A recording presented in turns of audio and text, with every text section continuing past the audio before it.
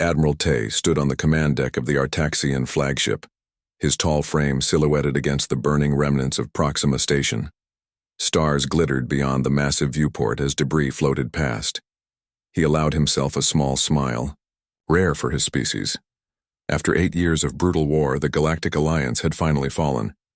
"The last Alliance battleship has been destroyed, Admiral," reported Officer Doe, bowing slightly. "No survivors detected." Tay nodded. "And the Solari delegation?" "Their escape pod was intercepted as ordered. They resist questioning. The Artaxian victory celebration was already beginning on the lower decks. Soldiers drank and sang war chants, their scaled skin reflecting the pulsing lights. The hegemony had conquered over 30 star systems in their expansion, but the Alliance had been their most formidable opponent.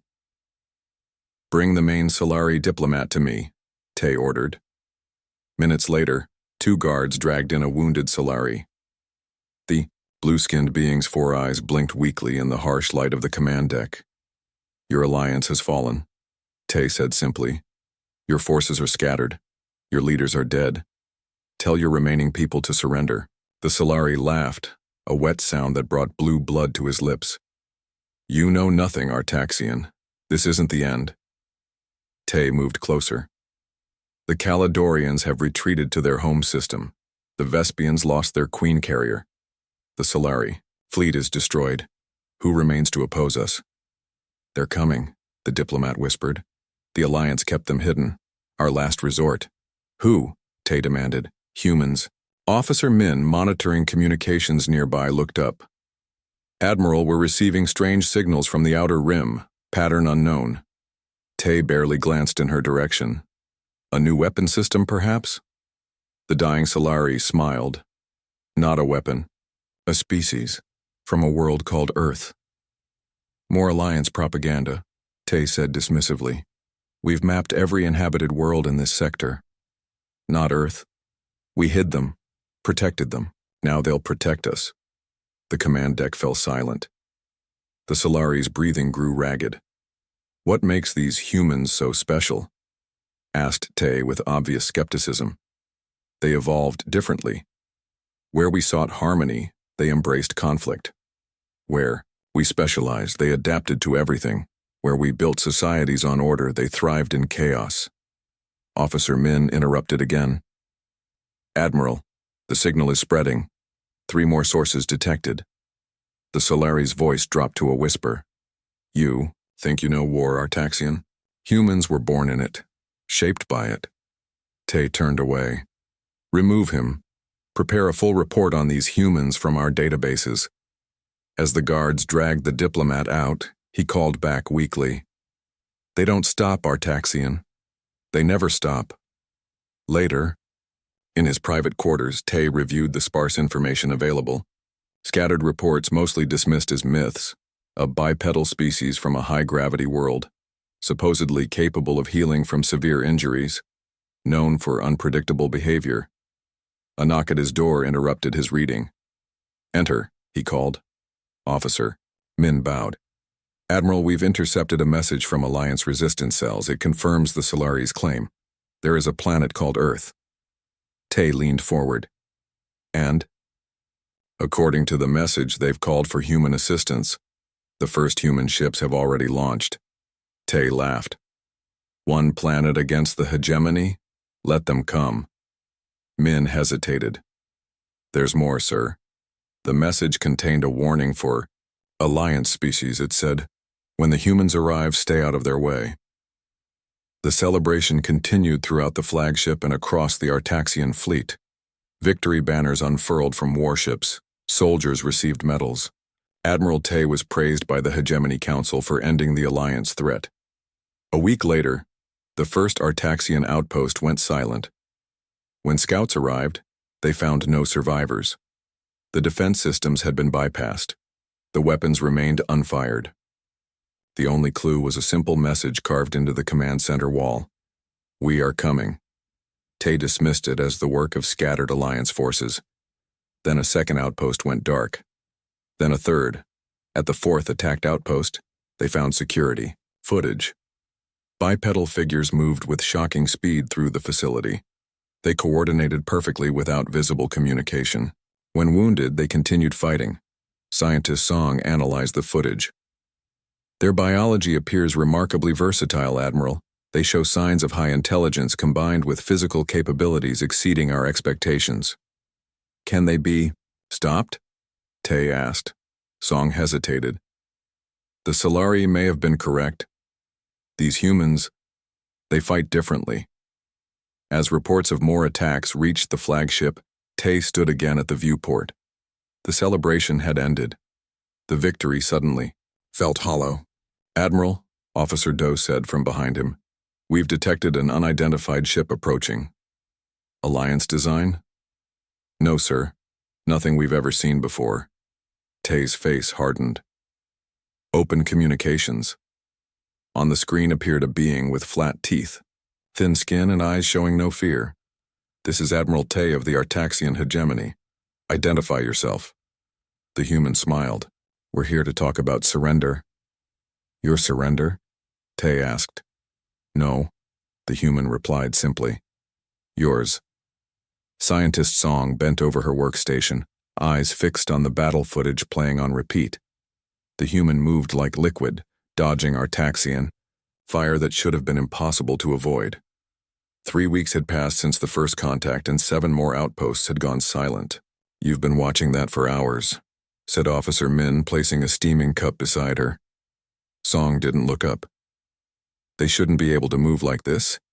Their reaction time exceeds our soldiers by nearly 40%. The footage showed an Artaxian guard raising his weapon. The human was already moving before the guard's finger touched the trigger.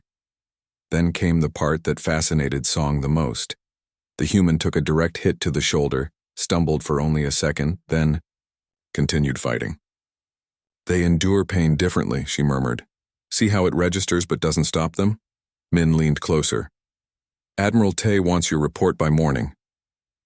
Tell him I need more data. These fragments aren't enough.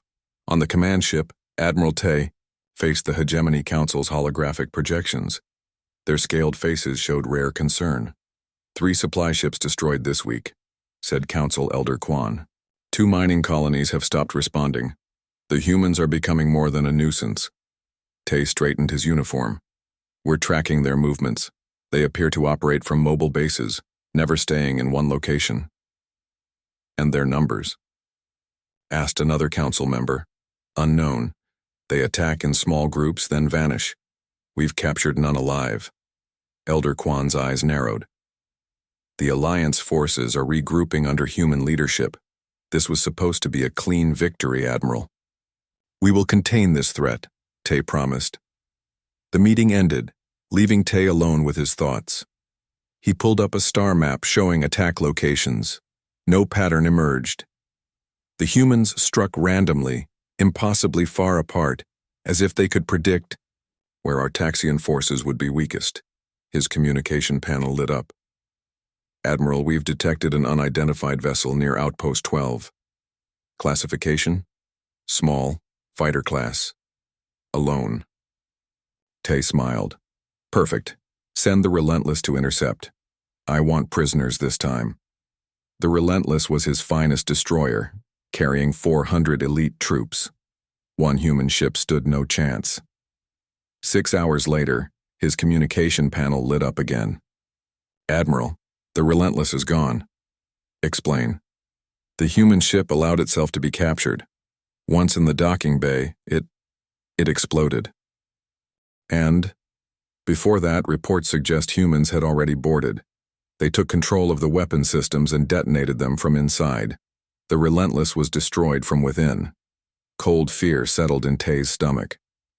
400 soldiers, his best destroyer, lost to a single small ship. In her lab, Scientist Song received new data from the Relentless disaster. She worked through the night, analyzing every fragment of information. By morning, dark circles framed her eyes, but excitement filled her voice as she addressed Admiral Tay. They used our protocols against us, she explained. The humans studied our communication patterns and replicated them perfectly. The Relentless crew thought they were receiving orders from command. Tay's face remained stone. How? Our encryption is They think differently. Song interrupted. Where we see patterns, they see possibilities. Where we follow rules, they break them. She displayed a biological scan. This is from a tissue sample recovered from Outpost 9. Human cellular structure shows remarkable adaptation capabilities. They heal faster than any species we've encountered. Their endocrine system produces chemicals under stress that actually enhance their performance. Weaknesses? Tay demanded. They're physically softer than us, no natural armor, limited vision spectrum, but they compensate with technology and tactics. A junior officer rushed in without knocking. Admiral, urgent message from the mining colony, on Vega 4. The screen flickered to life. An Artaxian commander appeared, background filled with smoke and flashing emergency lights. Humans have breached our main facility, he reported, voice steady despite the chaos. They fight without fear. They're communicating with the slave workers, arming them. Weapon fire echoed in the background. The commander looked over his shoulder, then back at the camera. They're not just fighting us, Admiral. They're liberating everyone we've conquered. And the strangest thing... He paused as something crashed nearby. The species that hated each other for centuries are now fighting together, united by these humans.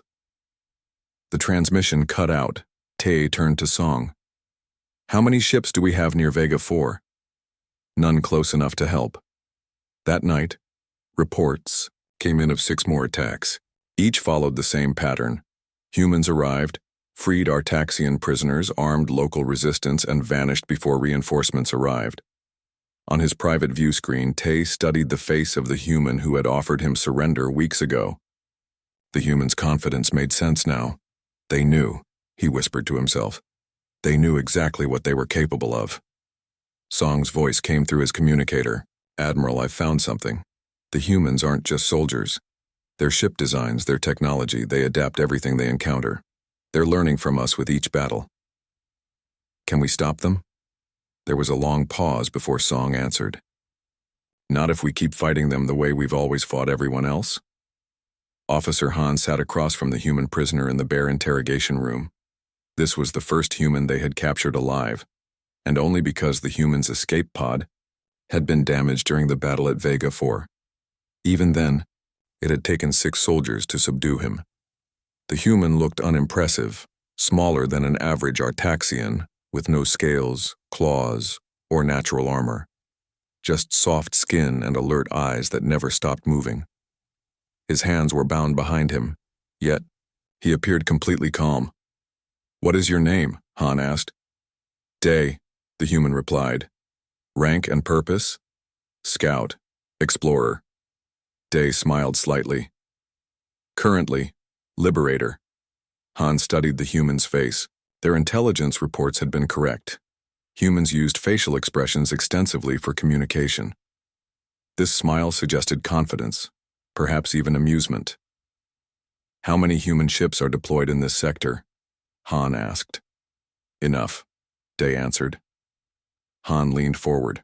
The Artaxian hegemony controls 42 star systems. We have conquered species far more advanced than yours. What makes you think humans can defeat us? Day tilted his head, considering. We're not like the others you fought. Explain. Your empire conquered each species separately. You exploited their specialized weaknesses. The Caledorians couldn't adapt to rapid attacks.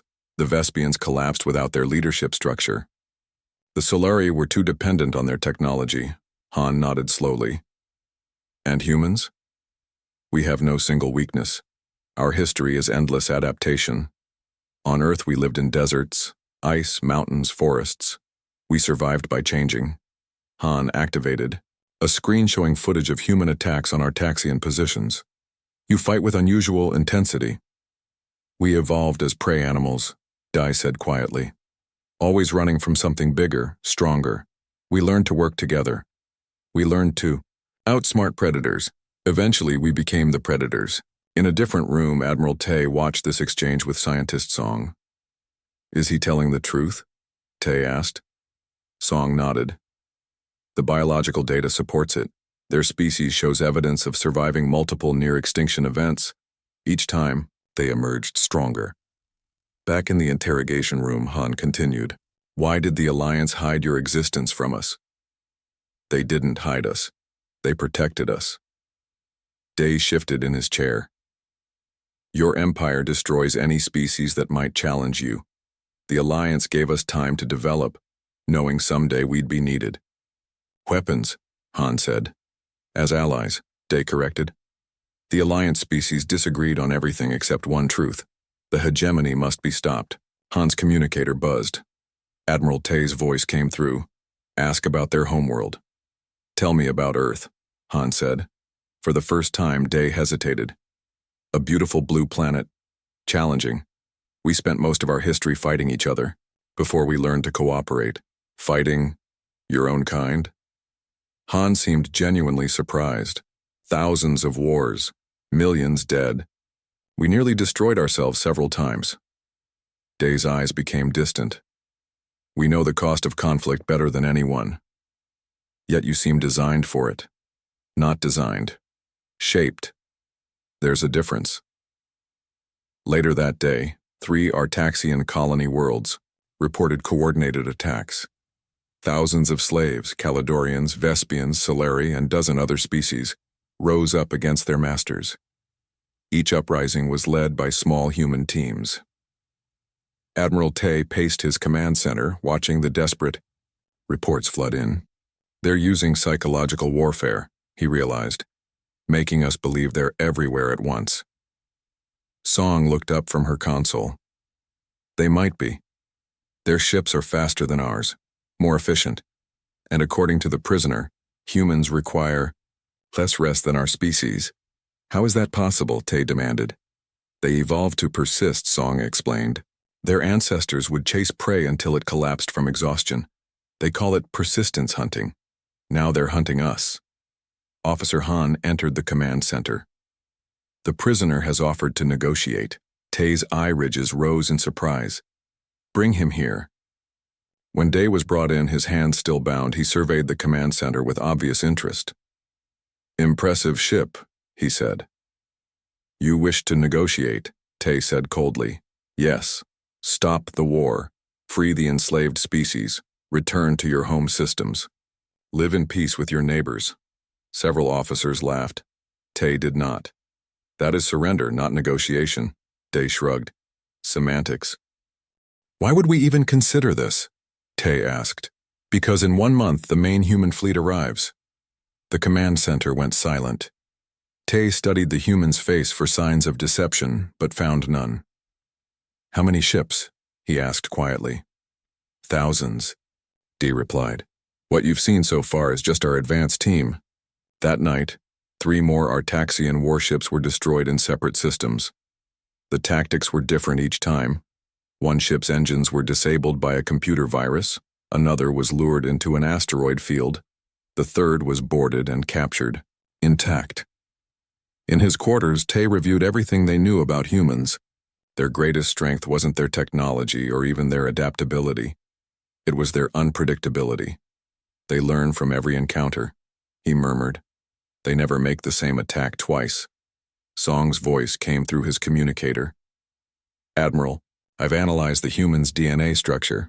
Their genetic code shows something remarkable. They can trace their ancestry to 5 different evolutionary branches on their planet. They're a composite species. Meaning? Meaning we're not fighting, just one species. We're fighting everything they've ever learned from their world's entire history.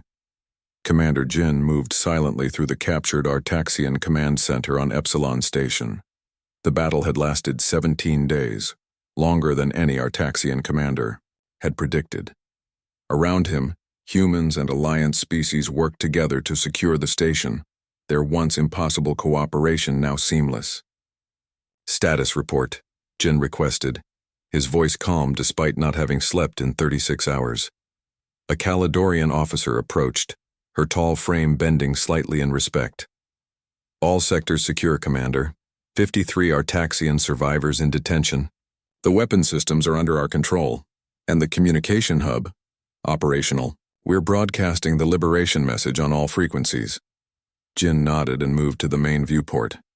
The space around Epsilon Station was littered with debris from both sides. The battle had been costly, but the strategic importance was undeniable. From this position, they could coordinate resistance across 3 sectors. "You should rest," said Medical Officer Park as she appeared at his side. She scanned him with a small device. "Your body can't maintain this level of stress indefinitely, even with stimulants." Jin smiled slightly. "Even human endurance has limits, I suppose." "Especially when you keep pushing past them," she replied, injecting him with a nutrient mixture. 2 hours, that's all I ask." Across the galaxy, Admiral Tay reviewed the devastating reports from Epsilon Station. The loss burned in his chest. 3,000 Artaxian soldiers, 17 warships, a strategic command post. All fall into a force that, by all logic, should have been overwhelmed within days. "How?" he demanded of his tacticians. "How did they hold against such superior numbers?" Officer Min stepped forward. "The humans implemented rotating defense strategies, Admiral. They never maintained the same pattern for more than 4 hours. Our forces couldn't adapt quickly enough." "And the Alliance species?" "Fighting alongside them, with surprising effectiveness. The humans have somehow united them despite centuries of conflicts between their kinds." Tay turned to Scientist Song, who had been studying human behavior patterns for weeks. "Explain this to me. How do they inspire such loyalty?" Song looked tired, her scales dull from exhaustion. "They lead differently than we do. Artaxian commanders order from behind. Humans lead from the front. They ask no one to take risks they wouldn't take themselves." "Inefficient," Tay scoffed. "A commander's place is where they can see the entire battlefield." "Perhaps," Song admitted. "Yet their soldiers fight harder, longer, and with more creativity than ours. Their commanders make decisions faster because they directly experience the conditions." On Epsilon Station, Jin woke exactly 2 hours later, immediately alert. He made his way to the strategy room where representatives from 7 species crowded around a holographic display of Artaxian fleet movements. "They're consolidating their forces," a Vespian analyst reported, "pulling back from outlying systems to protect their core worlds." "As expected," Jin replied. "Their empire was already spread too thin. We forced them to choose what to abandon." A Solari commander looked concerned. "But their central fleet is still massive. They outnumber us 4-1. Jin studied the hologram. "Numbers aren't everything. We've proven that." He moved his hand through the display, highlighting specific points. "Here, here, and here. Their supply chains are vulnerable. We don't need to defeat their armada, we just need to starve it." Later that day, Jin received a secure transmission from Earth. The hologram of Admiral Yoon appeared, her expression grave. "Commander, how secure is your position?" "Stable for now. The Artaxians have stopped direct assaults on Epsilon." "Good. I have news from home. The main fleet departs in 3 days." Jin felt a weight lift from his shoulders. "That's ahead of schedule." Production exceeded expectations. Our allies' technical knowledge combined with human manufacturing methods proved effective. Yoon paused. "The Artaxians have discovered Earth's location." Jin's body tensed. "How?" "Unknown. But our intelligence confirms Tay is planning a major assault. He believes if he can strike Earth directly, the resistance will collapse. A desperate gamble, but dangerous. You must hold them back as long as possible." Yoon's image flickered. "Can you do it?" Jin nodded once. "Whatever it takes." In his flagship, Admiral Tay stood before a holographic image of a blue-green planet. Earth. After weeks of relentless intelligence work, they had finally located the human homeworld. "Beautiful," Song whispered, standing beside him. "Remarkable biodiversity. The conditions that shaped humans make more sense now." Tay barely glanced at her. "Beauty is irrelevant. This is the head of the snake. Cut it off and the body dies." "Admiral," Song said carefully, "the data suggests this attack is premature. Our forces are the greatest armada ever assembled," Tay interrupted. "Even depleted, we have enough firepower to reduce their world to ash. And the cost? Acceptable." Tay's eyes never left the hologram. "This ends now. Prepare all ships. We strike Earth directly." Officer Min entered with new reports. Admiral, human forces have begun attacking our supply convoys in all sectors. 3 refueling stations destroyed in the past 6 hours. Let them, Tay said dismissively. Small victories while we prepare to deliver the killing blow. On Epsilon Station, Jin received the intelligence reports confirming his fears. The Artaxian fleet was moving toward Earth in force. They've committed everything, the Caledonian officer observed. Just as you predicted, Jin nodded grimly. Contact all resistance cells. It's time for the final phase. He looked around at the diverse faces watching him, species that had once been enemies now united against tyranny. The Artaxians think this is the end, Jin said quietly. They're wrong. It's just the beginning. The massive Artaxian fleet emerged from hyperspace near Earth's moon, a swarm of warships stretching across the black vacuum. At the center, Admiral Tay's flagship dwarfed the others, its weapons primed and ready. From the command deck, Tay stared at the blue planet filling the main view screen. So this is the human homeworld, he said softly. Smaller than I expected. Scientist Song stood silently beside him, her eyes reflecting the planet's blue glow. Admiral, sensors detect unusual activity in Earth's orbit. Defenses? Unclear. The readings are confusing. Tay straightened his uniform. Open communications. Let them know who has come to end their resistance. The view screen flickered, then revealed a human face. Commander Jin looked directly at Tay, expression calm despite the armada facing his world. Admiral Tay, Jin said simply. You've come a long way to lose this war. Tay's lips curled. Your arrogance is misplaced. Look at my fleet. I have brought enough firepower to turn your planet to glass. I see your ships, Jin replied, and I see your mistake. Before Tay could respond, Officer Min called out in alarm. Admiral, multiple signals appearing behind us. The tactical display updated, showing hundreds of new contacts materializing from hyperspace at the fleet's rear.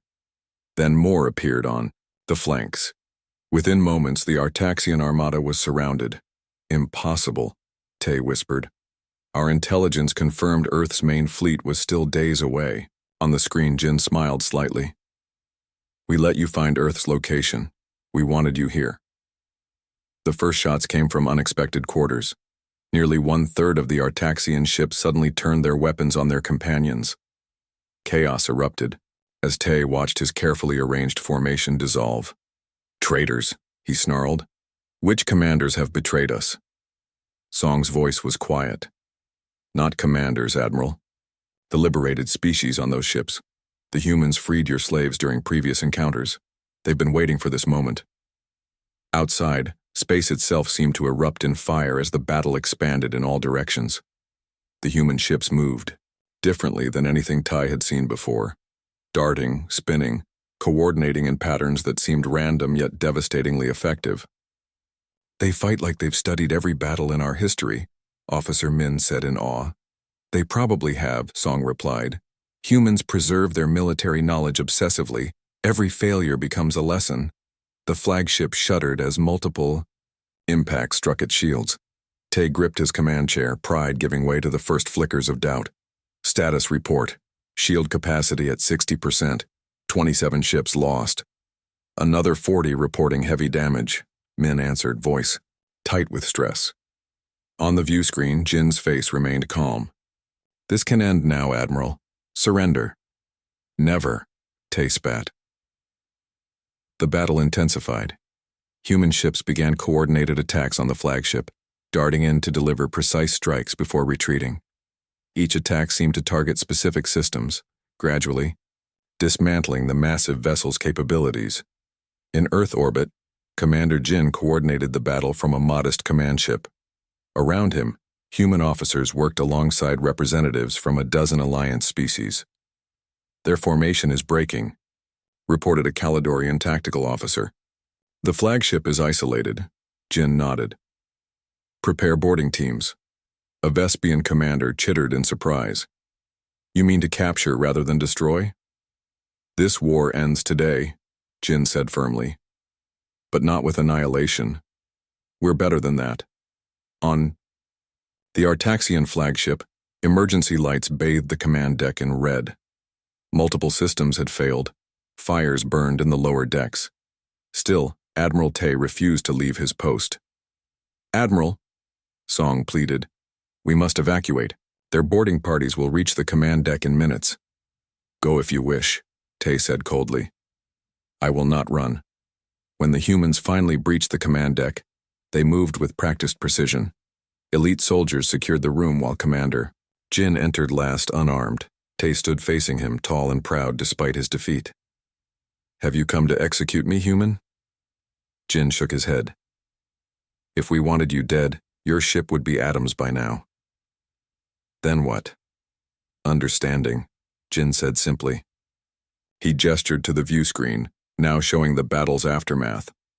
Alongside the human ships floated vessels of all kinds: Caledorian, Vespian, Solari, and even Artaxian. "Look closely," Jin urged. "Those ships fought together today. Species that have hated each other for centuries united against tyranny." Tay's eyes narrowed. "And you believe this alliance will last?" "It must. The galaxy is too dangerous for endless war." Jin stepped closer. "That's what you never understood about humans. Yes, we're fierce fighters, but our real strength is building connections." "Weakness," Tay scoffed. "Strength," Jin corrected. "Your empire conquered through fear. It was always destined to fall." Later, as Tay was led away, he passed Scientist Song in the corridor. "You knew," he accused. "You knew we couldn't win." Song looked at him with something like pity. "I knew humans fight differently. They don't fight to conquer, Admiral. They fight to protect." On Earth, celebrations began as news of victory spread, but in the command centers, humans and their allies already planned the difficult piece ahead. The hegemony had fallen, but building something better would be the true test. They thought the war was won, Jin said quietly to himself, watching Earth turn below, until they realized humans were coming, not just to fight but to change everything.